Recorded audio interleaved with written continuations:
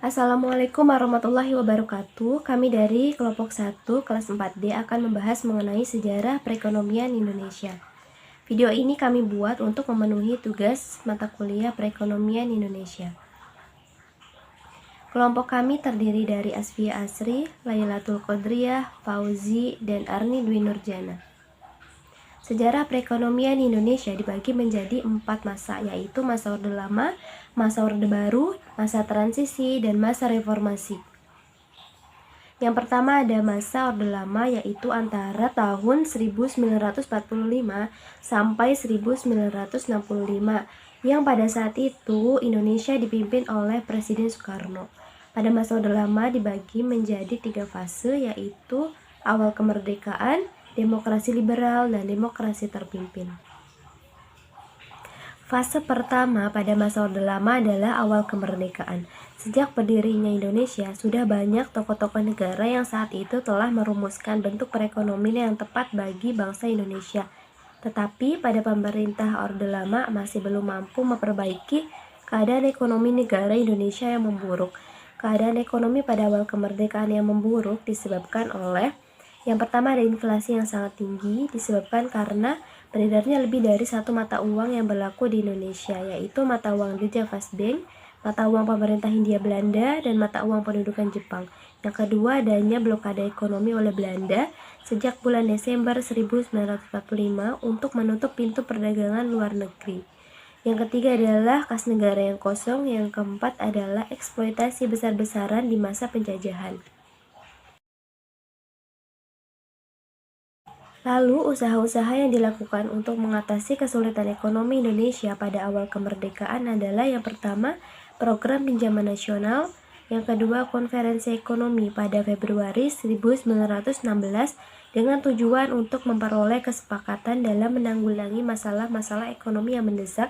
Yang ketiga, pembentukan Planning Board atau Badan Perancang Ekonomi pada 19 Januari 1947. Yang keempat ada Kasimo Plan yang membahas mengenai usaha swasembada pangan. Fase yang kedua pada masa Orde Lama adalah demokrasi liberal. Masa ini disebut masa liberal karena dalam politik maupun sistem ekonominya menggunakan prinsip-prinsip liberal. Padahal pengusaha rakyat Indonesia masih lemah dan belum bisa bersaing dengan pengusaha asing, terutama pengusaha Cina. Pada akhirnya, sistem ini hanya memperburuk kondisi perekonomian Indonesia yang baru merdeka. Lalu, usaha-usaha yang dilakukan untuk mengatasi masalah ekonomi pada masa demokrasi liberal adalah yang pertama Gunting Syafruddin, yaitu pemotongan nilai uang untuk mengurangi jumlah uang yang beredar, yaitu pada 20 Maret 1950. Yang kedua adalah program Benteng. Yang ketiga, nasionalisasi Dijavasbank menjadi Bank Indonesia pada 15 Desember 1951 dengan fungsi sebagai bank sentral. Yang keempat ada sistem ekonomi Alibaba. Yang kelima, pembatalan sepihak atas hasil-hasil KMB termasuk pembubaran Uni Indonesia Belanda. Fase yang terakhir pada masa Orde Lama yaitu demokrasi terpimpin. Sebagai akibat dekret Presiden 5 Juli 1959, maka Indonesia menjalankan sistem demokrasi terpimpin dan struktur ekonomi Indonesia menjurus pada sistem etatisme, yaitu segalanya diatur oleh pemerintah. Dengan sistem ini diharapkan akan membawa pada kemakmuran dalam sosial, politik, dan ekonomi. Akan tetapi, kebijakan-kebijakan ekonomi yang diambil pemerintah di masa ini belum mampu memperbaiki keadaan ekonomi Indonesia. Akibatnya malah terjadi defisit dari tahun ke tahun. Lalu, usaha-usaha yang dilakukan untuk mengatasi masalah ekonomi pada masa demokrasi terpimpin adalah pembentukan Badan Perancang Pembangunan Nasional atau Bappenas. Yang kedua adalah penurunan nilai uang atau devaluasi. Yang ketiga, pembentukan deklarasi ekonomi atau dekon. Assalamualaikum warahmatullahi wabarakatuh. Saya Lailatul Qadriyah. Pada kesempatan kali ini saya akan menjelaskan tentang sejarah perkembangan perekonomian pada masa Orde Baru. Sebelum kita membahas lebih jauh, alangkah baiknya kita mengetahui sejarah dari awal masa Orde Baru tersebut. Nah, seperti yang kita ketahui, Orde Baru seringkali disebut Orba ialah sebutan bagi masa pemerintahan Presiden Soeharto di Indonesia. Orde Baru menggantikan Orde Lama yang merujuk kepada era Soekarno.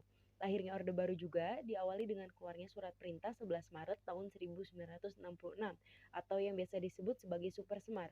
Nah, Orde Baru ini berlangsung cukup lama, dari tahun 1966 hingga 1998. Jadi, selama 32 tahun Presiden Soeharto memerintah di Indonesia. Dalam jangka waktu tersebut, ekonomi Indonesia berkembang sangat pesat, meskipun hal ini dibarengi dengan praktik korupsi yang merajalela. Namun, pada kesempatan kali ini saya hanya akan membahas tentang perekonomian pada masa Orde Baru saja. Jadi kita akan lebih menitik beratkan kepada kasus perekonomiannya saja ya. Nah, pada saat awal Presiden Soeharto memerintah, sudah ada masalah di awal yaitu adanya hiperinflasi hingga 650%, kerusakan sarana dan prasarana, lalu adanya melonjaknya harga kebutuhan pokok, rendahnya pendapatan per kapita penduduk Indonesia yang hanya mencapai 70 dolar Amerika Serikat. Lalu kebijakan apa saja sih yang dilakukan oleh Presiden Soeharto saat itu? Jadi pada saat itu Presiden Soeharto membagi dua program yaitu jangka panjang dan jangka pendek.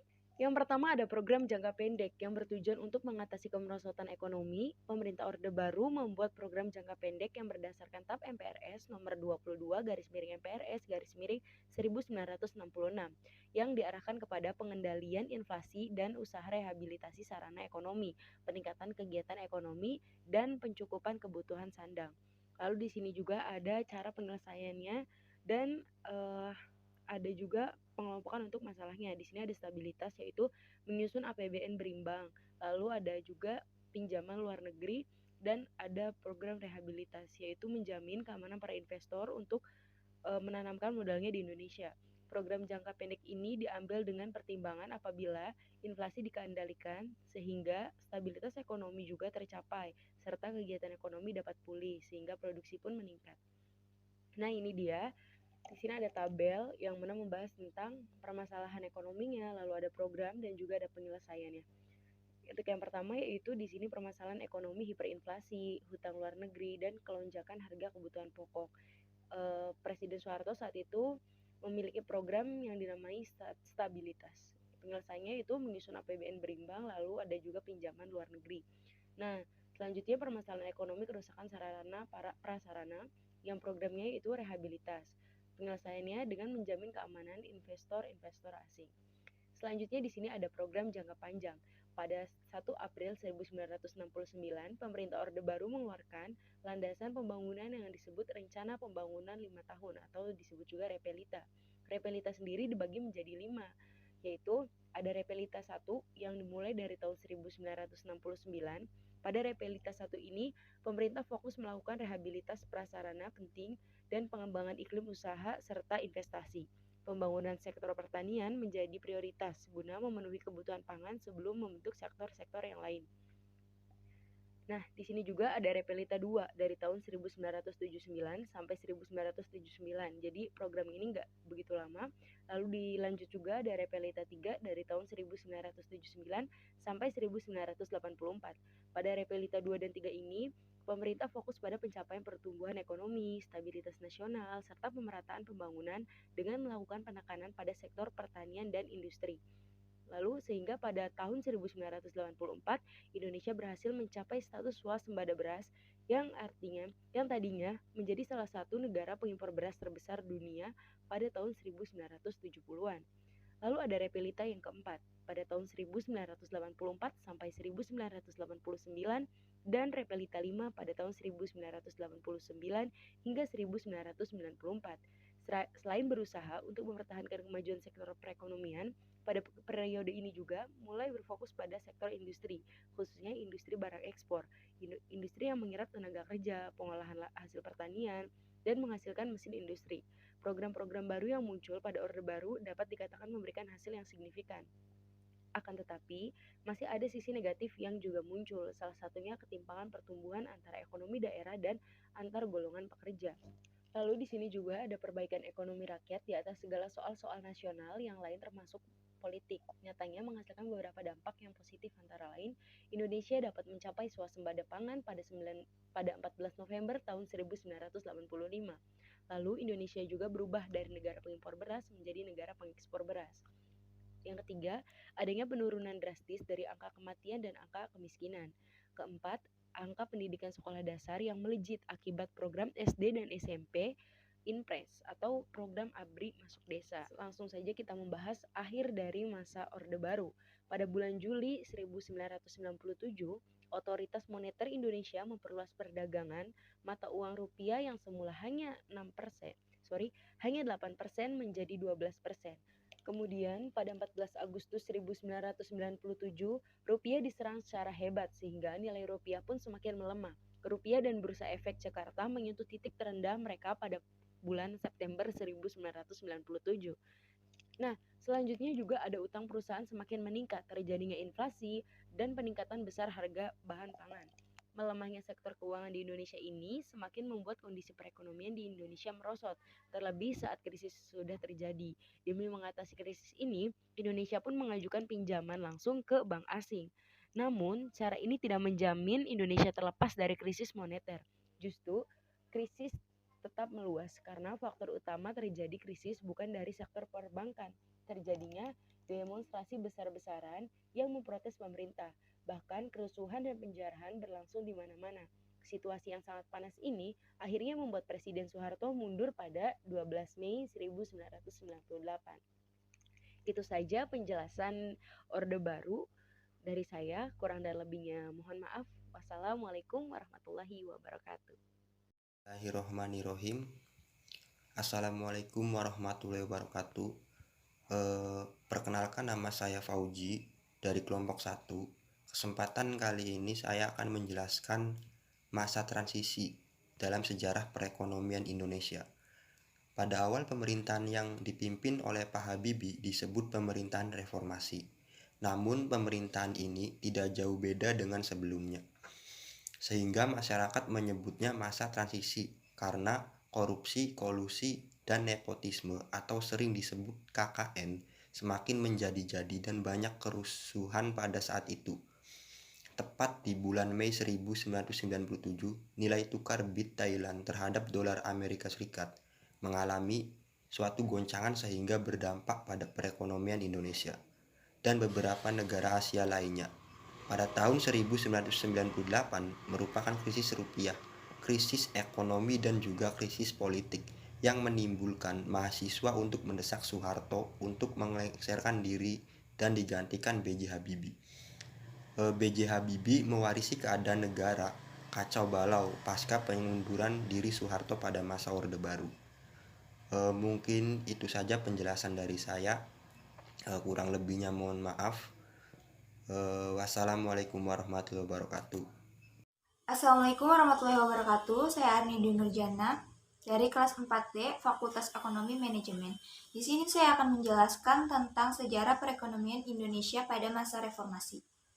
Langsung saja saya akan menjelaskan pada masa reformasi. Pada masa reformasi dianggap sebagai perjalanan baru kehidupan bangsa Indonesia, baik dari sisi sosial dan politik. Pada masa ini muncul beberapa kebijakan politik. Pada masa ini juga muncul beberapa kebijakan yang menjadi landasan bagi perjalanan bangsa Indonesia ke depan.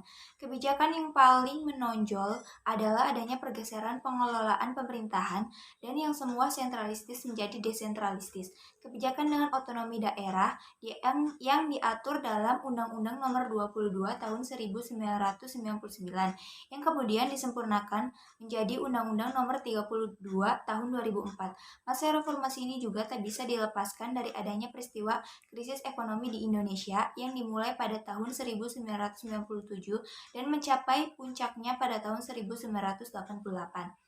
Krisis moneter inilah yang memaksa penguasa Orde Baru, Presiden Soeharto mundur dari jabatannya sekaligus menandai berakhirnya kekuasaan Orde Baru.